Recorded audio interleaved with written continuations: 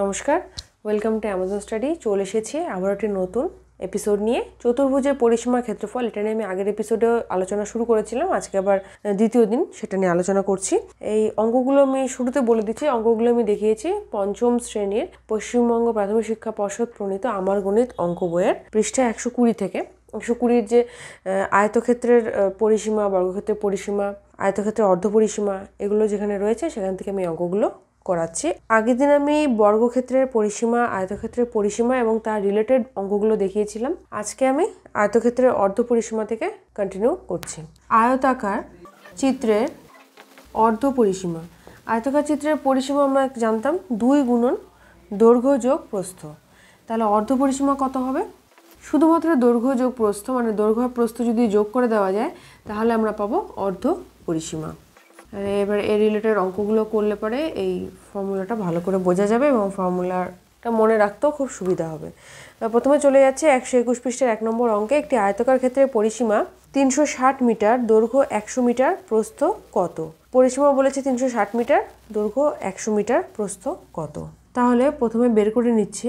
প্রশ্নের অঙ্ক যেহেতু তাই একটু লিখে লিখে করতে হবে। আয়তাকার ক্ষেত্রের পরিসীমা দেওয়া রয়েছে, তাহলে সেখান থেকে আমি অর্ধপরিসীমা খুব সহজেই বের করতে পারবো। তাহলে আয়তাকার ক্ষেত্রের অর্ধপরিসীমা, যেটা পরিসীমা রয়েছে 360 মিটার, সেটাকে যদি 2 দিয়ে ভাগ করি তাহলে পেয়ে যাব অর্ধপরিসীমা। 360কে 2 দিয়ে ভাগ করলে 180 পড়ে থাকে, 180 মিটার। এখানে ভাগটা আমি করে দেখালাম না, আমি ধরে নিলাম তোমরা ভাগটা জানো। এবার চলে যাচ্ছি, দৈর্ঘ্য বলে দেওয়া রয়েছে, দৈর্ঘ্য সমান সমান 100 মিটার, প্রস্থ বের করতে হবে। অর্ধপরিসীমা সমান সমান আমরা কি জানি? দৈর্ঘ্য যোগ প্রস্থ। তাহলে সেখান থেকে যদি বের করি প্রস্থ সমান সমান কত হবে? অর্ধপরিসীমা মানে 180 মিটার বিয়োগ দৈর্ঘ্য মানে 100 মিটার, তাহলে প্রস্থ হবে 80 মিটার। উত্তর, যেহেতু প্রশ্নের অঙ্ক তাই উত্তর লিখলে নম্বরটা ভালো পাওয়া যায়, দেখতেও বেশ ভালো লাগে। আয়তাকার চিত্রের বা ক্ষেত্রের প্রস্থ 80 মিটার।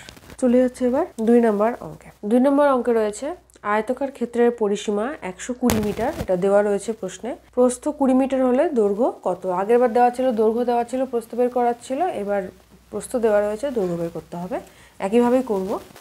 আয়তাকার ক্ষেত্রের প্রথমে আমি অর্ধপরিসীমা বের করব।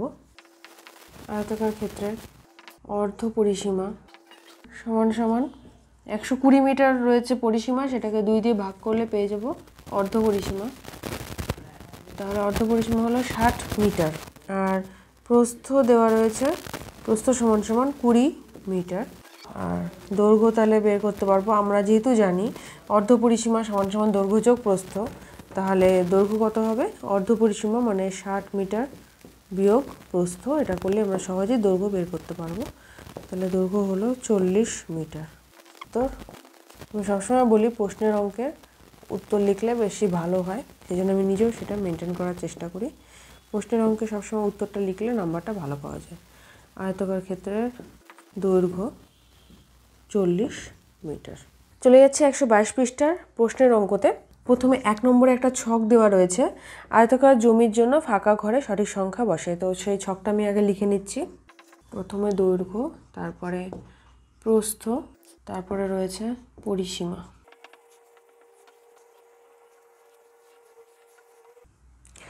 প্রথমে প্রস্থ দেওয়া রয়েছে 20 মিটার, পরিসীমা দেওয়া রয়েছে 100 মিটার, এগুলো মুখোমুখি করা যাবে।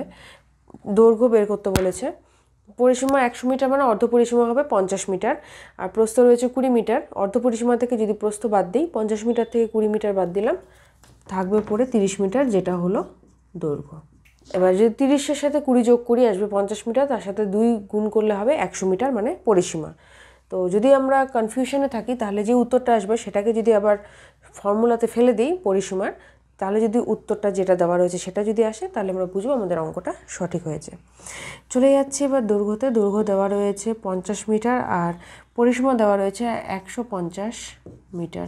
150 মিটারকে প্রথমে 2 দিয়ে ভাগ করব, মানে অর্ধপরিসীমা বের করব, আসবে 75 মিটার। 75 মিটারকে যদি আমি দৈর্ঘ্য 75 মিটার থেকে যদি দৈর্ঘ্য 50 মিটার বাদ দিই তাহলে থাকবে পড়ে 25 মিটার, যেটা হলো প্রস্থ। পরবর্তী অঙ্কে প্রস্থ রয়েছে 40 সেন্টিমিটার। পরিসীমা রয়েছে 200 সেন্টিমিটার। পরিসীমা রয়েছে 200 সেন্টিমিটার, প্রস্থ রয়েছে 40 সেন্টিমিটার। তো আবার অর্ধপরিসীমা বার করব। 200 সেন্টিমিটারকে যদি 2 দিয়ে ভাগ করি 100 সেন্টিমিটার আসবে। এটা হলো ওই ক্ষেত্রটির অর্ধপরিসীমা। এবারে অর্ধপরিসীমা থেকে প্রস্থটা বাদ দেব, মানে 40 সেন্টিমিটার যদি বাদ দিই 100 সেন্টিমিটার থেকে, তাহলে থাকবে পড়ে 60 সেন্টিমিটার, যেটা হলো গিয়ে দৈর্ঘ্য। পরবর্তী অঙ্কে দৈর্ঘ্য বলা রয়েছে 100 সেন্টিমিটার আর পরিসীমা রয়েছে 300 সেন্টিমিটার। এবার প্রস্থ বের করতে হবে। 300 সেন্টিমিটারের অর্ধপরিসীমা হলো 150 সেন্টিমিটার। এই 150 সেন্টিমিটার থেকে দৈর্ঘ্য মানে 100 সেন্টিমিটার যদি বাদ দিই তাহলে থাকবে পড়ে 50 সেন্টিমিটার, যেটা হলো গিয়ে প্রস্থ। এবার চলে যাচ্ছি 2 নম্বর অঙ্কে। চলে যাচ্ছে 2 নম্বর অঙ্কে। 2 নম্বর অঙ্কে বলা রয়েছে একটি বর্গাকার ফুলের বাগানের প্রত্যেক ধারের দৈর্ঘ্য 10 মিটার, মানে বর্গাকার ক্ষেত্রটার একটা বাহু দৈর্ঘ্য হলো 10 মিটার। বাগানের প্রত্যেক ধারের দৈর্ঘ্য 2 মিটার করে যদি বাড়ানো হয় তাহলে নতুন বাগানের পরিসীমা আগের তুলনায় কত বেশি হবে? তাহলে প্রথম ক্ষেত্রে প্রথম ক্ষেত্রে পরিসীমা কত সেটা আগে বের করে নিই। বর্গাকার বাগানের পরিসীমা আমরা ফর্মুলাটা ভালো করেই জানি, 4 গুণ একটি বাহুর দৈর্ঘ্য, তার মানে 4 গুণন 10 মিটার সমান সমান 40 মিটার। এবার দ্বিতীয় ক্ষেত্রে কি বলা হয়েছে? প্রত্যেকটি ধারের দৈর্ঘ্য 2 মিটার করে বাড়ানো হলো। তাহলে দ্বিতীয় ক্ষেত্রে হলো বর্গাকার ক্ষেত্রের একটি বাহুর দৈর্ঘ্য সমান সমান, আগে ছিল 10 মিটার, তাহলে 2 মিটার করে বাড়ানো হলো, তাহলে 10 যোগ 2 মিটার সমান সমান 12 মিটার। সুতরাং এক্ষেত্রে পরিসীমা, যেহেতু বর্গাকার ক্ষেত্রই রয়েছে, সবকটা বাহুই সমানভাবে বাড়ানো হয়েছে, পরিসীমা আবার বের করব যেটা, সেটা একই ফর্মুলাতে হবে, খালি আগে 4 গুণন 10 হয়েছিল, এবার হবে 4 গুণন 12 মিটার। তাহলে 4-এর সাথে 12 গুণ করলে আসবে 48 মিটার। আগে এসেছিল 40 মিটার, এবার হলো 48 মিটার। সুতরাং নতুন বাগানের পরিসীমা বেশি কত হলো সেটা বের করতে হবে। নতুন বাগানের পরিসীমা বেশি হবে সমান সমান 48 বিয়োগ 40 মিটার সমান সমান 8 মিটার। উত্তর: নতুন বাগানের পরিসীমা আগের তুলনায় 8 মিটার বেশি হবে। এরকম আরও অঙ্ক নিয়ে আমি আমার নেক্সট এপিসোডে হাজির থাকবো। আজকে এই পর্যন্তই।